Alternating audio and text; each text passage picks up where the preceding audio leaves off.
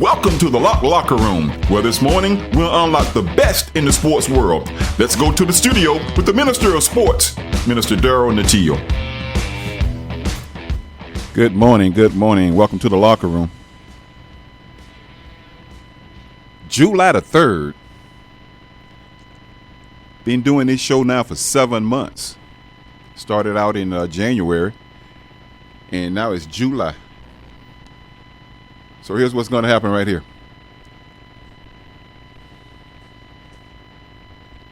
7 is the number of completion. So for the Locker Room here on Joy 106.3, it's complete. I'll be moving over to StreamYard, Facebook Live. This will be my last show. I'm going to move over to the StreamYard, and I'll be doing a podcast, the Locker Room podcast. 2 Corinthians 5:7 says, walk by faith and not by sight. But what happens when God tells you to stand still and not walk, but you still have to have that faith? So right now I'm going to stand still and I'm going to listen to the Lord. He put me here back in January.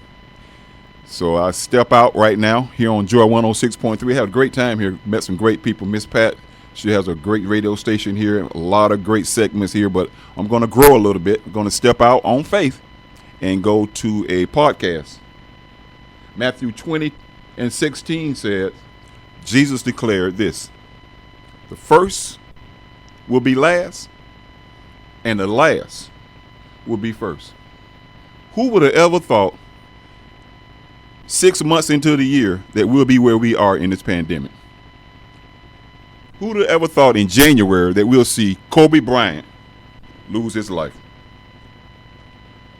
Who would have thought we've ever seen the church shut down?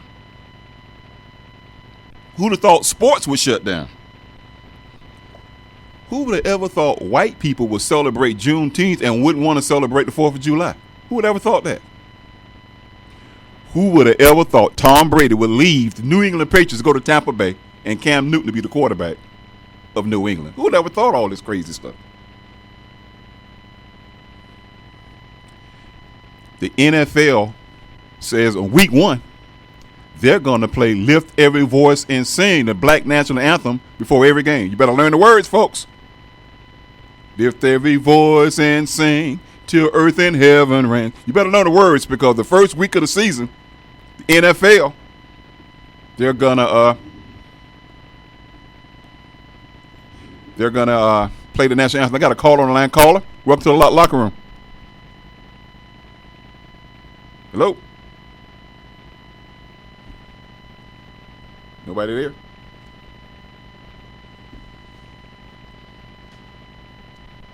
Who would have ever thought that the world, after it was shut down, we would see a man lose his life, George Floyd, with a policeman with his knee on his neck? That changed the whole world. Who would have ever thought that racism, social injustice would be brought to the forefront? And I want to say this because this is my last show. I want to say this to Volusia County. There are some racist political figures in this county. God's calling you out. You know you are racist, but you continue to walk in that matter. There are some people who are just tied to the system of oppression that wish they could get away from it. So there are some pastors, white pastors out there, who have some black people in their congregation. God's calling you out. Don't pretend that racism doesn't exist. He's calling you out today. Who would have ever thought that the Confederate flag will get pulled from NASCAR? Who would have ever thought that the President of the United States called somebody a SOB? Now he's saying that he should play in the NFL. Who would have ever thought all this would have happened? Got a call on the line. Caller, welcome to the Locker Room. Kelvin Maynard calling in. Hey, Cape, how you doing? I got Kelvin Maynard, BCU alumnus on the line. How you doing today? Outstanding. How about yourself? Okay, today is a day of change. I know I talked to you earlier in the week, and you were making some changes in your life. We'll talk about a little bit about that later on. But here's a topic I want you to jump in on. I'm talking about who would have thunk it. Who would have thunk it that at the Florida Classic, that could have been the last time we saw BCU football for a year. Who'd have thunk it that we would have went to the SWAC? But Kelvin, check this out. Go ahead. Go ahead. No, you had a question. Go ahead. No, go ahead. You go ahead. I was going to make another statement. Well, my next statement I was going to make is, if there is not football, college football this year, do you know when the next time you'll see BCU football? It will be in El Paso, Texas, at UTEP. Wow. Who would have thought that would be perhaps the precursor to this move with Texas being SWAC country and all across the southern landscape, and now Bethune-Cookman, they're poised to, in my estimation, go and take over another conference. But the bigger point that I wanted to make after you had asked me to talk about little BCU football and not only that, but just sports in general, about BCU athletics and this move. You know, I've been peeping into some of the SWAC fan pages and interacting in my own way with folks, and I just want to say to the Bethune-Cookman fans that we better be ready. These SWAC fans are, you know, they have their seeds of doubt, even though the last several times Bethune-Cookman football has played against the SWAC opponent, we've come out victorious, including the SWAC MEAC Challenge. And in fact, the MEAC has been fairly dominant against the SWAC.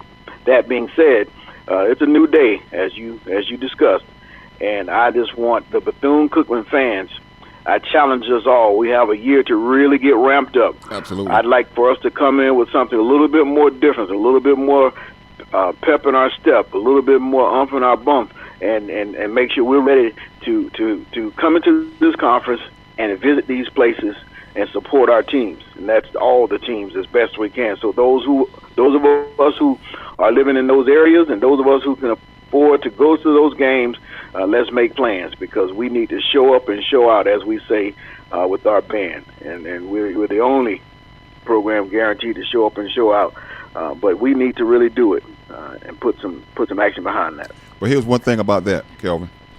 The SWAC conference is a conference of tradition. When you look at the makeup, okay, here's a way to look at it. Look at all of the SWAC teams. Look at their football helmets.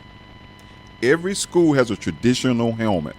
Alabama State wears that traditional gold. Jackson State has that traditional JU. Grambling has that traditional G on the side of the helmet. Texas Southern, Prairie View, Alcorn, they're very traditional, and the MEAC wasn't that way. You're getting Florida A&M and Bethune-Cookman to the SWAC. You get a Florida swagger. It's now stepping into the MEAC. It's going to be different. We do have to step our game up as far as fans, because the SWAC, they will travel. They'll bring 3,000 people to Daytona for a Saturday afternoon football game. So we do have to step up. So tell me something. What are you're a member of Omega Psi Phi. What have you guys been doing the last few weeks during this pandemic? I see you on Facebook Live a lot. Well, you know, like many folks and many organizations, we're limited in what we can do, but the things that we can control, we meet a little bit more frequently via Zoom, and we organize and plan. We kind of volunteer and help distribute food. We've passed out some gift cards to people in the community. In fact, we had a meeting last night, and we'll be doing some things. More than likely passing out some masks for the people in the community, because what we've noticed is a lot of people, for whatever reason, don't have it. So as the world seems to be talking about, leadership matters, and if you can see, and I don't want to make this political, but at the top here in the United States, it's no surprise that some states have been experiencing high volumes of COVID-19 in recent weeks versus others, because leadership matters. Absolutely. And when you have the leader of the free world not representing in the way that he should, in my opinion, and that he's not wearing a mask, he's not been promoting a mask, and first it was denial. And then when you have certain governors following that lead, you're going to see the results that you're seeing. So, that being said, the men of Omega Psi Phi figure we should get out here in the community now and make sure we emphasize the importance of wearing masks. So we are purchasing some masks, and we're going to be distributing those out to people in the community. The other day I was out on my jog and I passed the PAC Center, and there was a sign on the signboard saying welcoming the governor. So I took a picture of it and I posted it on Facebook, and there were a lot of people upset that the governor was here, but there was a better reason why he was in town. Tell the folks about that. Well, yeah. Now, you can be opposed to a person in general, but not everything that they right. do. And I'm very supportive of the legislation that the governor signed into law that's going to be allocating gap funding to Bethune-Cookman. That's recurring funds for the next however many years. And that's very important. That's an additional $13 million into our coffers annually, and that's outstanding. So, in as much as the governor has done some things that quite frankly I don't agree with, he has done some things that I do agree with, and I will say, and I'm just being open and honest, I didn't like it. I didn't like his approach, his campaign, and didn't feel like I would support him, and I don't necessarily support him, but he was elected, and so the things that he do that benefit what I believe, I'm going to thank him and be supportive of that. And quite frankly, if he does some things that I don't agree with, and then he'll hear about that as well. So that's how I approach it. And any monies that can support Bethune-Cookman, and as you know, and you and I, we talk how proud we are to be Bethune-Cookman alums. Absolutely. That the future of the students that come to this area depend on that. So outstanding. I think that's a good way to put it. There are going to be some times where we disagree with our leaders, but I quoted earlier, I don't know if you heard it, I was talking about Matthew 20:16 when Jesus was saying that in this new world that the first will eventually be last and the last will eventually be first. There are going to be some people who are showing favor to Bethune-Cookman College, Bethune-Cookman University, that we never thought would have shown favor. And I just think sometimes we just got to sit back and just watch the hand of God. Well, and if you spent a day, an hour, or 4 years at Bethune-Cookman, one thing that you have to understand is Bethune-Cookman was built on faith, and although we have gone down the road of some poor decisions by leadership, because leadership does matter, in our recent past, Bethune-Cookman has had a very solid of being a stalwart institution in this community, in this state, and dare I say in this world. And I never lost faith. I prayed a lot, and I'm seeing the benefits of what God can do. So yes, we've had our challenges, but Bethune-Cookman will like you said, take his rightful place, and then those who have doubted and perhaps even contributed to the demise of Bethune-Cookman will have to recognize, and there's going to be some things that Bethune-Cookman is going to do in the future that we're all going to continue to be proud of. So, is this another who would have thunk it? Who would have thunk that during the season last year, with the cloud over the head of Bethune-Cookman with the financial stuff, that the football team would do well, the basketball team would do well, and the prayers of the righteous availeth much. And we held on, even though there was a pandemic came, they shut down the last part of the school year, kids went to school virtually online. We have survived because of that faith. Well, yeah, that little school in Daytona Beach built on faith. And we have one of the, and look, our founder, she's already had a presence in Washington, D.C. since her personal physical presence from the time that she was alive and serving under presidents to the statue that was put in D.C. back in the 70s, and she's going to take her, and I believe, rightful place on Capitol Hill and Statuary Hall soon enough.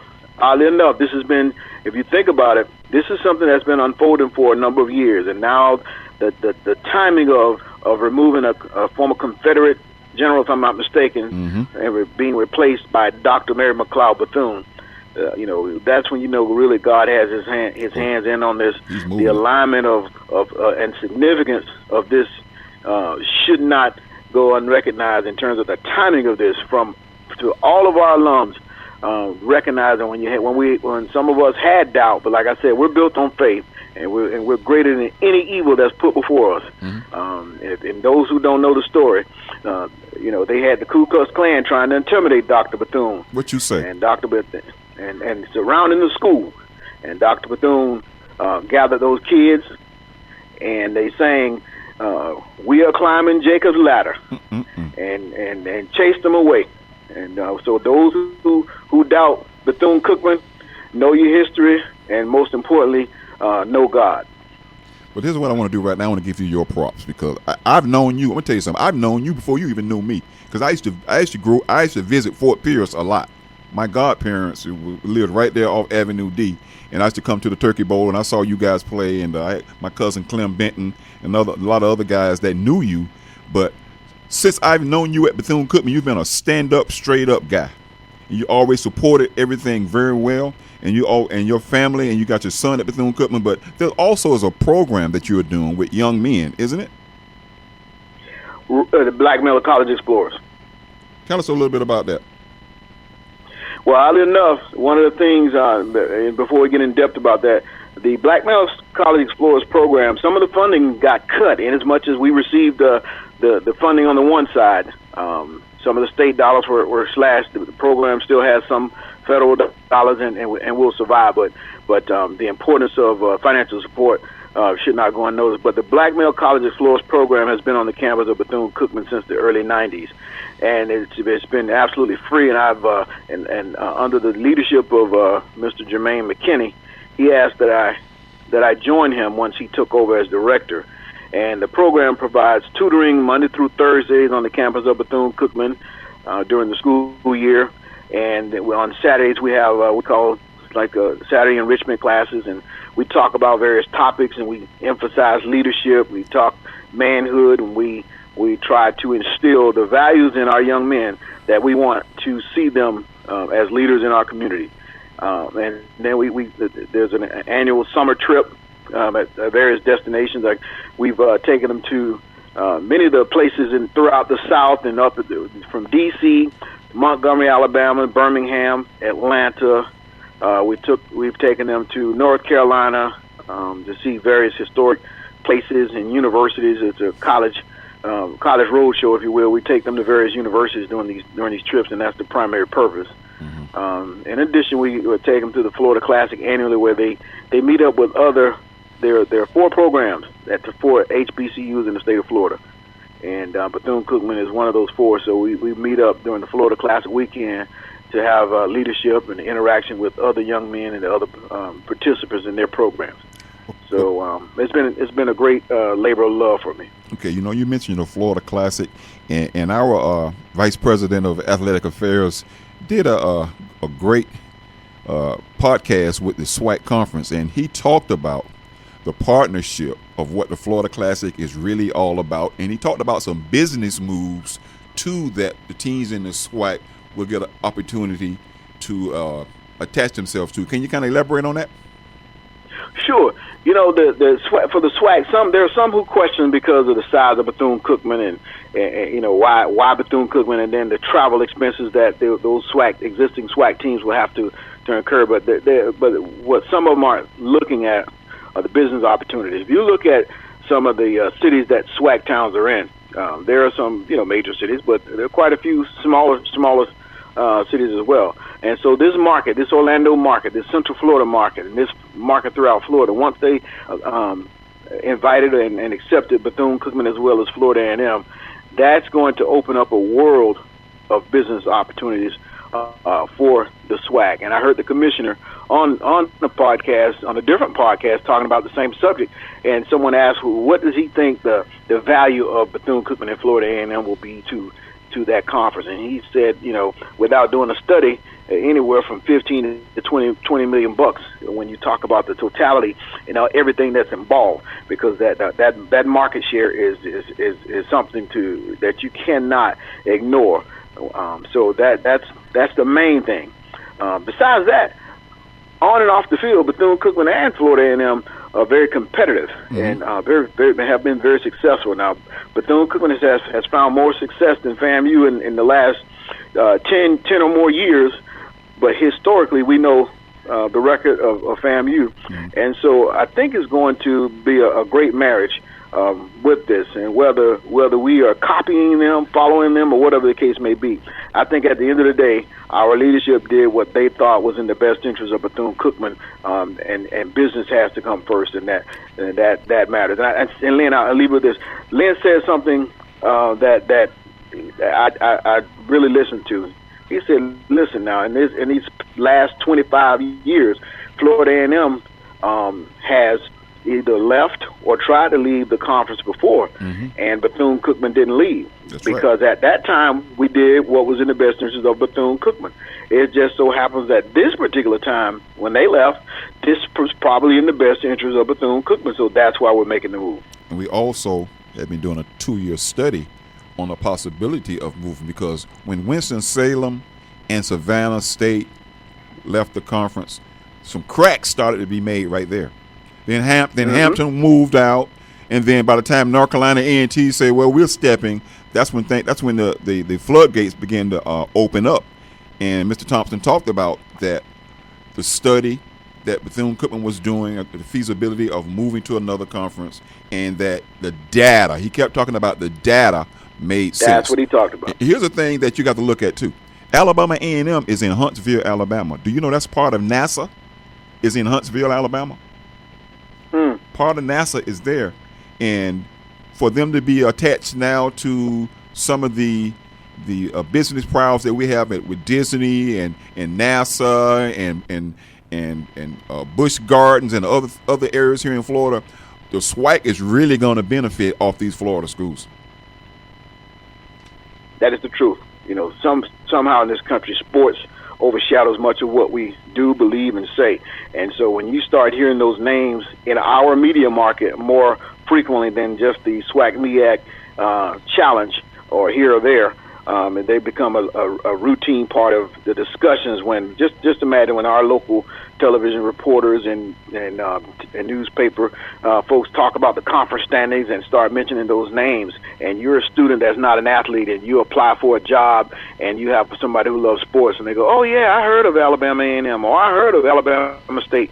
You guys play against Bethune-Cookman," and vice versa. It's going to open the same opportunities for us as we enter those markets. And like you said, one of our students decided to try and go over to Montgomery or wherever you mentioned a little bit earlier, the various markets within the SWAC. So it is very important for both sides. It's a perfect marriage. I've talked about the last few weeks of, there's been a lot of talk about athletes who are 4- and 5-star kids possibly moving down to play at HBCUs. And I've had that conversation the last few weeks. And then you see this morning, I don't know if you saw the news this morning, that Howard University, Young man to Howard, signed with Howard University. I think his name Maker Marker. I think that's his name. That's correct. A 5-star athlete stud going down to play in the MEAC. So what do you feel about that? That could open some floodgates right there. It's very encouraging to me on a number of fronts. One, like you said, all it takes is one sometimes to start it. And that's not to say that our student athletes will not attend other universities, but I would love to see the top tier actually choose, at the very least, consider our HBCUs, and then the best case scenario, actually select one of our HBCUs. In this case, it's Howard University. Tomorrow it could be Bethune-Cookman.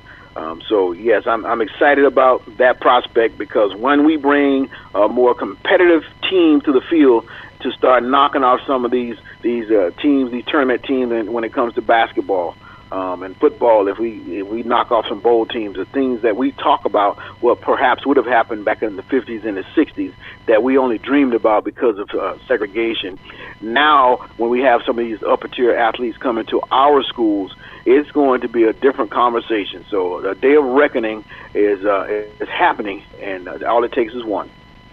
Okay, you have a great voice in the community. You work with one of the best fraternities in the United States. Right now, you have an opportunity to speak to some young men and some young women about November. I'm gonna make you political. I'm gonna make this a little bit political for you. November's coming up. How important is it? Well, the ultimate day is November, but we have to make sure prior to that, every eligible voter registers and make sure everything's in order. That's one. But we often hear we got to get out and you have to register to vote. But you know what? There were a lot of people who registered but didn't vote in the 2016 election for one reason or another. So it's extremely important, and your life depends on it, literally and figuratively. So, those who say, well, I don't like that particular candidate, you know what, but you have to voice. When you don't vote, you're voting for the person who is most against you. That's the way I see it. Mm-hmm. The one who represents your interest in the least, because you did not exercise your voice. And quite frankly, I would not want to hear you complain if you were eligible to vote. Absolutely. And you did not use it. Hey, man, I thank you for your call, man. I know you got some stuff going on business-wise, and I'll let you tell that later on. But I appreciate you, man. And I got some old school cats coming on later on in the show, so just stay tuned. Thank you for calling. All righty. Thank you. My next caller, she's already on the line. Let me tell you about this, my next caller. I've known this young lady since she was 5 or 6 years old. Her father used to bring her to me every summer for swim lessons, and I had this little girl. She was very, very motivated, very, very determined kid, one of the best athletes in the United States. I have on the line Miss Simone Mason. Simone, are you there? Yes, I'm here. Good morning. How you doing, young lady? I'm good, and you? Okay, Simone is a track star. Right now she runs for LSU. But before we go there, remember you used to come to my backyard and that's to always sing a song to you. This is the song I was singing to you. I want you to listen to this. The lover's in town, the other brother, the one I was to talk to, sitting 3 seats back, and I'ma walk over to him and give him the letter I wrote, because my feelings towards him are ruined, Moni in the middle, yeah, Moni in the middle, in the middle, Moni in the middle, in the middle, yo, Mo, what is she? Moni in the middle, Moni in the middle, in the middle, Moni in the middle. Remember I used to sing that to you all the time, Moni. You never heard that song, did you? I never knew that was a real song. That was a real song. And we used to have the swimming lessons, and I used to try to motivate you to win the race. I used to sing Moni in the middle. But I told your mom I was going to play that song because I figured you had never heard it. So, Simone, it's great to hear your voice. Wait a minute now. Are you still training? Yeah, kind of just to stay in shape until we go back, but like nothing really serious. Mm-hmm. Right now. Yeah, just like med ball stuff, jobs here and there, trying to get back in the weight room, but you know how that is with the virus and stuff. We're about to close back down, maybe. I don't know about that yet. Okay, let's talk a little bit about your history. Because, see, let me tell you something. You could be a world-class swimmer, too, because you had the freestyle and the backstroke down pat as a little girl. But let's talk a little bit about the track program that you ran at South Ridge High School under Mr. Sam Burley. You guys had an excellent team, and there were some girls on that team that were tremendous. Tell us about South Ridge. Well, running for South Ridge, I had many different coaches. My freshman year, we had Coach Jay. And then I want to say after that, my dad kind of picked up the coaching. Mr. Gene. Shout out to Mr. Gene Mason. Yeah. Yeah, shout out to my dad. Tell him I say yo. Running for South Ridge, I will. Run for Southbridge was pretty fun. On Southbridge, I already had like a nice strong legacy in track and field, so it was kind of nice being a part of that and adding on to that legacy. But yeah, I enjoyed my high school years running for Southbridge. But your senior year, you began to really emerge. Some of your times were some of the best in the state, and you had opportunity to run overseas, right? Kind of tell us about those teams that you ran on overseas and where you went. Oh yeah. Okay, so my sophomore year, I tried out for the World Youth Team. So I made the team, and then we got to travel to Colombia. Then my junior year, I tried out for another team, and we got to go to, no, I lied, it was my senior year. I tried out for another team and got to go to Peru, and then this was my freshman year of college, but then I also tried out for another team, and then we got to go to Finland. So I've been to, some countries running track. Getting to see other parts of the world and stuff. Has there ever been a time you've been on the track and you look and say, "Oh, that's such and such over there"? Like a pro? Yeah, like a pro. Yeah. Mm-hmm. Oh yeah, a lot of times. We also there's like a well-known track meet called the Prefontaine, and it's usually for pro athletes. But some years they will let high school athletes run too. So we were all mixed in with the pro athletes. And that was pretty fun. That was in Eugene, Oregon? Yes. Oh, you've been all the way out in Eugene. My. Okay. Now, this is what I need to know. You end up going to the University of Miami to run for the Canes. And how was that running in the ACC? How was that experience for you? To be quite honest, I personally did not enjoy UM. I've grown up, I really never, like some people dream of going to UM, but I was never one of those. I kind of just ended up there. And I tried to make the best of it, but it's like when you're going to school and when you're going to a school for something and not performing good at what you came there to do, it's like, yeah. But, I still love my coaches, my teammates. I think I won ACC's outdoor one year, so my experience wasn't terrible. It just wasn't for me. Okay, in that same swim class, on the boys' side was a young man who claimed, "I'll never get a haircut, and I'm going to the NFL." And that was Shedrick Redwine. Shedrick played at University of Miami, and now he's playing with the Cleveland Browns. But so since you didn't really feel what was going on there, you decided to make a move. Where'd you go? And I went to LSU, which is my dream school since middle school. So everything just turned out and worked out. So what's the nickname for the LSU girls track team? I know Tennessee State's the Tiger Bells, right? So what do they call the women who run for LSU?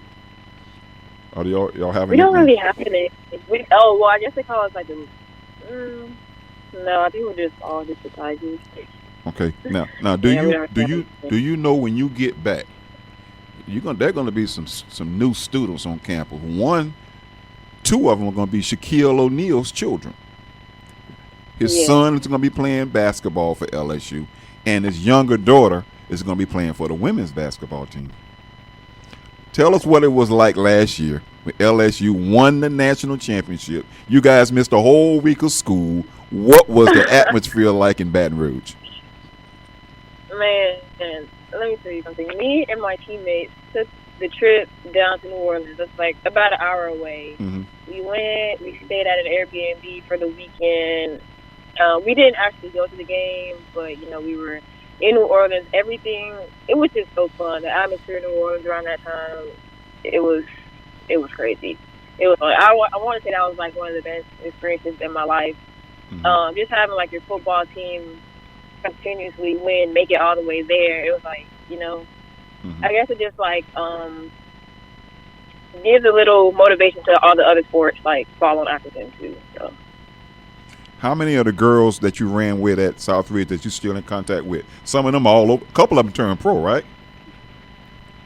Well, yeah, actually, Kayla White was at NCAT. She just turned pro last year. My best friend, Shania Williams, is at UCS. My other friend, Kayla Johnson, she's still at University of Miami. Who else? We have Diamond Griffin. She's at Alabama A&M. So we pretty much, I would say a good 90% of our girls are getting into schools and, running somewhere. Okay, here we go.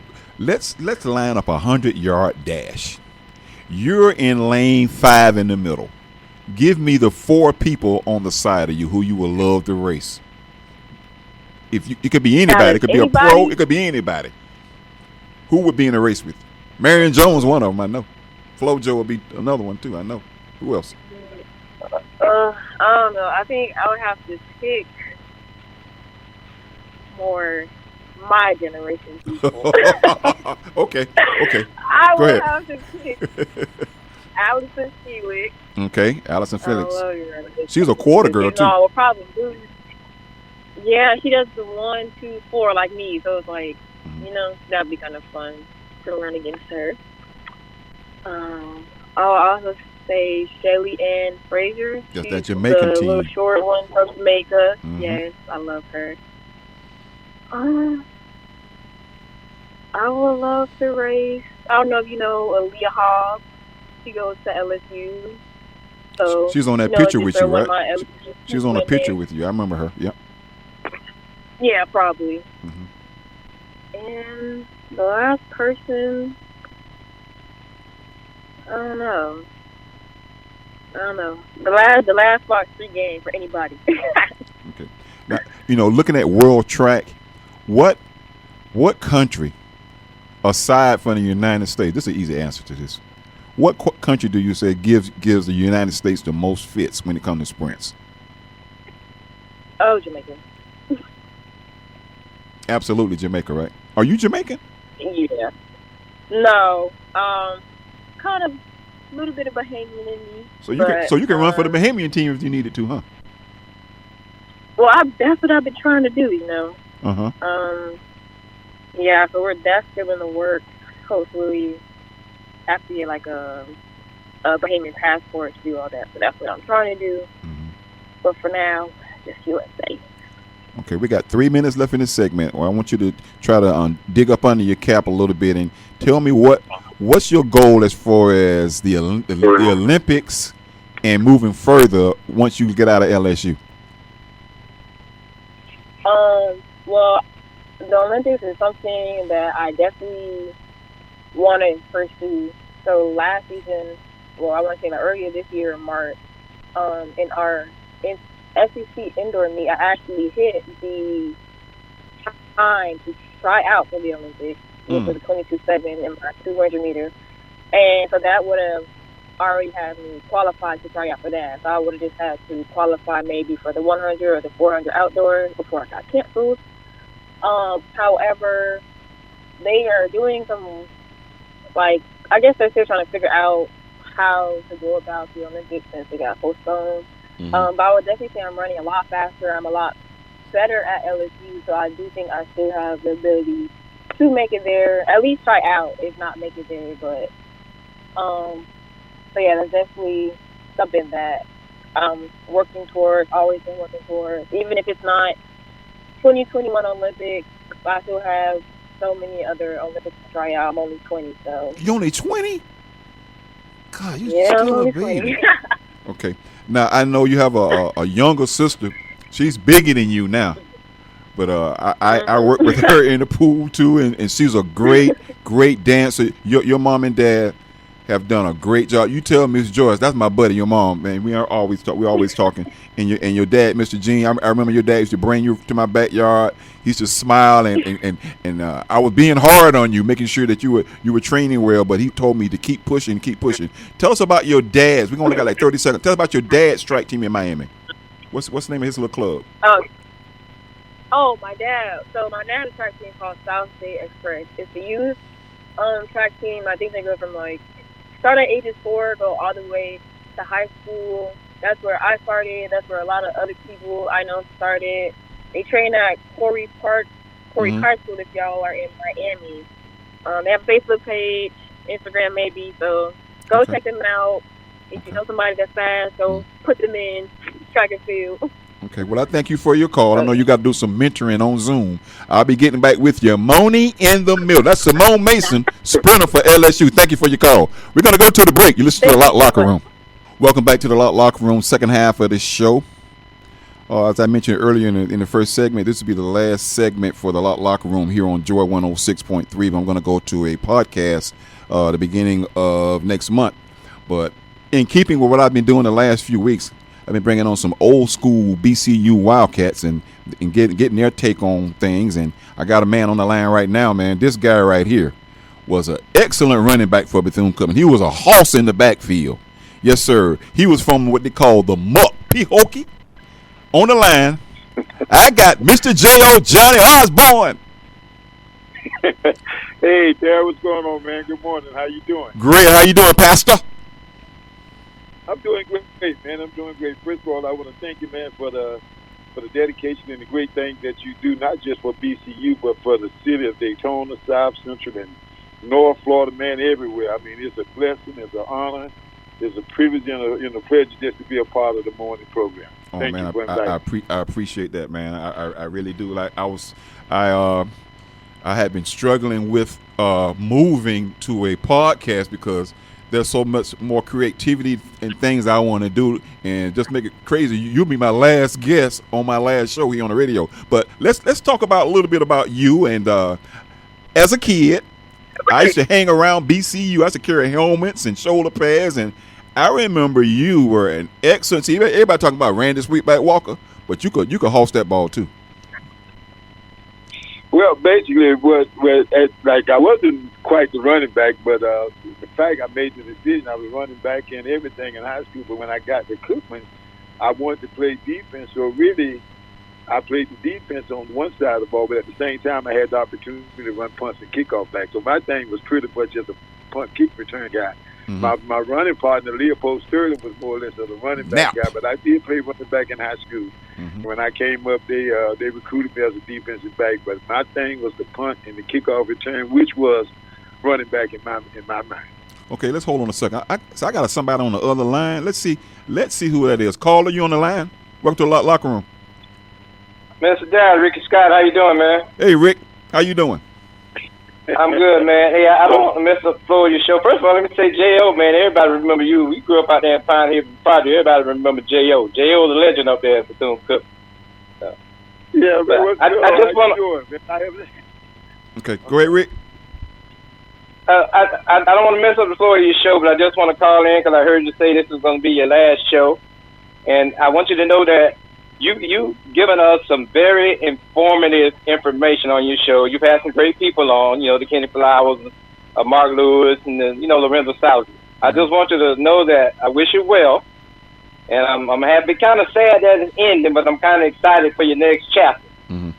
So, you got a calling on you, my brother, and wherever he leads you, I'm sure you'll be successful. I just wanted to call in and let you know that. I appreciate you, my brother. Thank you for the call. All right, great show, man. Okay. J.O., we were talking about that you played both sides of the ball, and yes. There was another guy who wore 41 that played that kind of football too at Bethune-Cookman, Mr. Alvin White. Tell us a little bit about Shine. Yes. Well, to be honest with you, Shine was, when I first got to Bethune-Cookman, remember Shine left in 70, I think, and I came in 70. Okay. And, I had heard a lot about him, but at the same time, I didn't realize how big his shoes were and all of the great things that he had done. Mm-hmm. And, I kind of, once I realized and understood who he was, I kind of felt a little pressure. But, man, Shine helped me a lot when we was in Jacksonville, the World Football League. Mm-hmm. He helped me a lot. I was just telling Jack the other day, Wyatt, man, was just one of those type guys that he really was a very gifted athlete. When I talked to guys like Johnny Orr and all those type guys, Wyatt just did some things basically as a defensive back, as a punt return guy that I pretty much envy and pretty much kind of like motivated me and kind of like help me with my work ethic. He would tell me some things when he was at Jacksonville to help me out a little bit. Mm-hmm. But yeah, man, White was one of the, no doubt about it. He was. When you think about Bethune-Cookman, and you think about defensive backs and punt return type guys, you are talking about Allen White, no doubt about it. You know, you talked a little bit about the World Football League. You did play for the Jacksonville Sharks. I remember coming up, and you guys had them pretty silver and black uniform. Matter of fact, I put a picture of you on Facebook in that old school uniform, and all the guys loved it. How was that time in the World Football League for you? Well, it was great for me because what it did. In fact, I was telling people sometime when I first came to Bethune-Cookman. I don't want to get ahead of myself, but you know, Bethune-Cookman, when they was recruiting, they really didn't recruit me as much. They recruited Leopold Sturdy, and I came as a package deal. But when I got to Cookman, you know, I'd had a great career. But another thing that the World Football League did for me, in my opinion, it gave me a little bit of exposure that at the time that I probably didn't get at Bethune.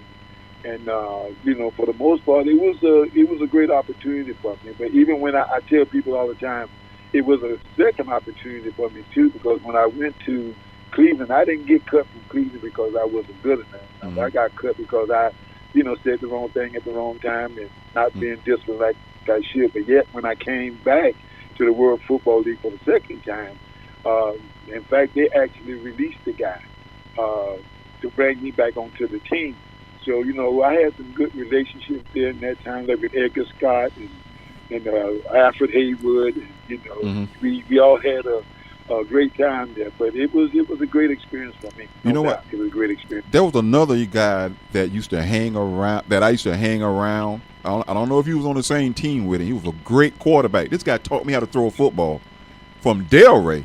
Anthony Penn, remember him? You know what? I'm gonna share this with you. When prior to 1970, I think Bethune had not. They were okay recruiting wise, but with the relationship that Tank and Roger Coffey had, they did such a great job. That recruiting team we had in 1970, class of 1970, you had the Palm Beach County like a Anthony Penn, a Randy Strong. And you had all those guys. You had the Colemans and all those people. Yep. Bootsy and them like Coleman. And then you had Leopold. All of Mm-hmm. And that was, believe it, and Leopold. And that's what people don't understand. That was probably one of the best recruiting classes, I think. And I'm not just saying this to be biased, but after that point, the program went up here from 70 up until that point. And Anthony Penn was our quarterback. Unfortunately, he didn't finish. It was an incident that happened, but I think that was one of the things that if he had continued to be a part of, not to take away from anybody else who was there, Anthony Penn was a great guy. Well, I got him on the line. Anthony Penn, say hello to J.O. Hey, J.O. Hey, man, what's going on, man? Dad, what you doing to me? You told me you was going to be a surprise. I tell you. Man, I'm telling you, I'm not just saying this tonight. I didn't even know he was on the line, but see, that's just go to show you. I mean, Penn was definitely, the best. Ain't no doubt about it. How you been, man? I've been great, and yourself? Both of you. I've been good. Been good. All right. Good. Back there, I had. Go ahead. Go ahead. No, you go ahead. Go ahead. I had the opportunity. To coach his brother when I got to Delray too, Duran Penn. You know what I mean? So he was a pretty good football player. But yeah, you got the best on the line right now. Let me tell you, Mr. Penn. This how I remember Anthony Penn. He had an afro. He had them big sleepy eyes. And he threw a tight sparrow. I used to watch how he gripped that football. And he had that Cluish right voice. He had that quarterback voice. That's how I remember Mr. Penn. Yeah. Mr. Penn, you taught me how to throw a football when I was a kid, sir. Really? Yes, you did. That's great. So tell the folks a little bit about what you're doing now, Mr. Penn. What you doing? I know you retired. Well, right now, I've been retired for about 6 years from the utility industry, several utility companies, and I'm just enjoying myself now. We've been riding motorcycles, my brothers and my 4 or 5 nephews and my son. We just enjoy riding motorcycles and spending time with family, and my wife and I have been traveling. Mm-hmm. Well, not right now because we're social distancing right now. Right. Those are the words been great. I mean, good health. Mm-hmm. Tell us and enjoying things. Tell us what your most memorable moments was playing for the Maroon and Gold. What was your most memorable moment? Well, we were playing in Orlando, South Carolina State, and I don't know if you remember, J.O., they had a defensive end named Mays. I believe he went to the Cardinals that next year. I went back. Randy Walker was the running back, and I took pride in trying to get the ball as deep as possible in the backfield so the running back could get the ball. And we ran a play called the ice between the tackle and the guard. This particular play between the right tackle and the right guard. And as I got the ball from the center and just turned to step back, Randy Walker had got the ball, went through the line so fast, and you know when he shook his shoulders, it was over. Yeah. They used to say, the announcer used to say, "Sweets for real estate." They didn't say how many yards he had. They just say, "Sweets for real estate." And I mean, he gained about 40 on the play. That Randy Sweetback Walker, boy. Sweetback Walker. But, you know, I heard Jill saying that prior to 1970, Palm Beach County did have a cluster of exceptional athletes, football players in particular. And a lot of us went to Cookman from Derry, Belgrade, Pahokee, and also Tampa. And all of us came from champion football teams. It took about a year or so for Coach McLaren and the others to get us together, but we got together. Unfortunately, I left my senior year as far as playing. There's a lot of great kids come from what that area they call the Muck, right? Yeah. Yes, sir. So, J.O., I think I ran into you somewhere in Miami. I don't know. You were coaching somewhere, and I was somewhere, and I bumped into you. But your path has led you into ministry. Tell us a little bit about your ministry. Well, you know, basically, my wife and I, you know, I'm a deacon in my church, of course, and I do special music. You might have seen me a little bit on the radio doing a few things. On Facebook singing a little bit. But, you know, we attend Seed Time Harvest Faith Ministry. We have 2 locations, one in West Palm Beach and one here in Miami. But it's been great, man. You know, I just thank God for, you know, how he has led me and how he has just blessed me. And the one thing that I want to say, I don't want to get to preaching, but one thing I tell people all the time is that when it comes to us knowing who we are, the thing is we got to know that, you know, man is a spirit. We got to know that, you know, our emotion, and if we can control our emotion, if we don't control our emotion will probably much control us. We also need to know that basically if we don't master life will basically master us. So my attitude is that people need to understand that the things that we're exposed to determine what we think. And what we think determine the way we feel, and the way we feel determine pretty much our action, eventually, basically our destiny. So we have to be careful of the things that we think, and we need to know who we are in God. We need to know that we've been given the authority and the power over the authority and the power of the enemy. And if we just understand that, a lot of times people say, well, I can't help the way I feel. Yes, you can. We just have to know that God has given us authority to enforce spiritual laws, but that spiritual law is God's word. If we stick with that word, I promise you, if I had known some things that I know now, of course, basically, but I thank God. God has never made a mistake, and I am where I need to be based on his purpose and his plan for my life. Man, I'm just excited. I'm excited. Trust me when I tell you, I'm excited about the word. Mr. P, you want to piggyback off that? Sure. I totally agree. I've been thinking on the social media, him and his wife, still singing. But I also, too, look up, and my faith is very strong, and I'm forever learning. But I've seen J.O. singing and on the Facebook and so forth.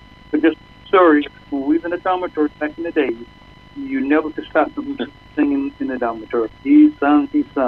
But it all came out. He spread God's word through his singing. Hey, you two guys, man, were legends in my eyesight. I grew up right 30 yards from the practice field watching you guys play football. I watched how you guys strung your shoes up. I watched how you wore your socks, your sweatbands. I watched everything you guys did, and a lot of what you guys laid out there, I kind of laid out when I had my opportunity to play football at Bethune-Cookman. We're in a new era now. We're moving to the SWAC conference. We're going up to another level. I appreciate both of you guys calling, and it's about a minute left in the locker room here on Joy 106. I'd like to thank Terrence here, my engineer, for working with me. I'd like to thank Miss Pat for giving me this opportunity to advance my skills here on Joy 106. But I'm not done. I'll be coming back again on streaming and podcast. Thank you, both of you guys, for your call. Thank you. Thank you, Daryl. I appreciate you. You be blessed, man. Continue to be blessed. And thanks again for the good work that you do. Thank you. Listen to the locker room. We're out of time, but we definitely not out of sports. Join me next Friday here on Joy 106.3. If you want to contact the locker room, you can email me at thelockerroom@gmail.com. See you next week.